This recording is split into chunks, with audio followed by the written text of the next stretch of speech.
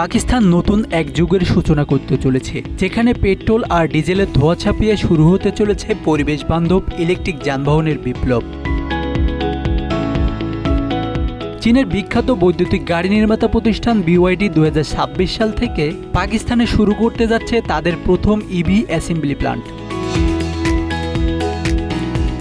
করাচির Port Qasim, যেখানে ইতিমধ্যে জমি চিহ্নিত হয়েছে, এখানে গড়ে উঠবে BYDর অত্যাধুনিক কারখানা। মেগা মোটর কোম্পানি হাব পাওয়ারের একটি সহযোগী প্রতিষ্ঠান এই প্রকল্পে BYDর স্থানীয় অংশীদার হিসেবে যুক্ত হয়েছে। মেগা মোটর কোম্পানি বলছে, আমরা এই প্রকল্পে কেবল বিনিয়োগ করছি না, বরং পরিবেশ বান্ধব প্রযুক্তিকে পাকিস্তানে আনতে চাই। এই কারখানায় বছরে 25,000 ইউনিট গাড়ি উৎপাদনের ক্ষমতা থাকবে।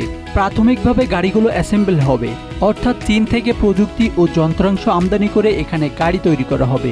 তবে ভবিষ্যতে স্থানীয় কম্পোনেন্ট উৎপাদন এবং সম্পূর্ণ গাড়ি নির্মাণ পরিকল্পনার অংশ। পাকিস্তানে ইভি বাজার এখনও গড়ে উঠছে। 2024 সালে মাত্র 1000 ইউনিট ইভি এবং PHEV বিক্রি হয়েছে। তবে 2025 সাল নাগাদ এই সংখ্যা 3 থেকে 4 গুণ হতে পারে বলে আশা করা হচ্ছে।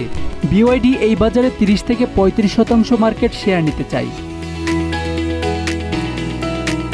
BYD বলছে, তারা শুধু গাড়ি বিক্রি করতে চায় না, তারা চায় পাকিস্তানের মানুষ ইভি প্রযুক্তিতে এগিয়ে যাক। সরকারও চায় ইভি প্রবৃদ্ধি। সাম্প্রতিক ঘোষণায় পাকিস্তান ইভি চার্জিং স্টেশনের বিদ্যুৎ চারে 45% কমিয়েছে।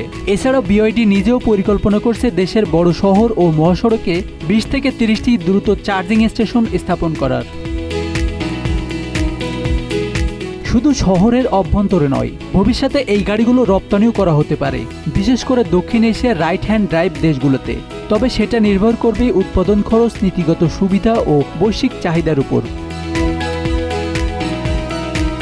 পাকিস্তান চাচ্ছে এই উদ্যোগের মাধ্যমে কেবল প্রযুক্তিগত উন্নয়ন নয়, নতুন কর্মসংস্থান, পরিবেশ সচেতনতা ও দেশটির অর্থনৈতিক পুনর্জাগরণ ঘটাতেও। তবে এই যাত্রা পুরোপুরি মসৃণ নয়। বিশেষজ্ঞদের মতে এখনও রয়েছে কিছু চ্যালেঞ্জ। তার মধ্যে অন্যতম দুর্বল অবকাঠামো, সীমিত চার্জিং সুবিধা এবং জনগণের সচেতনতার অভাব। Bangla affairs news desk.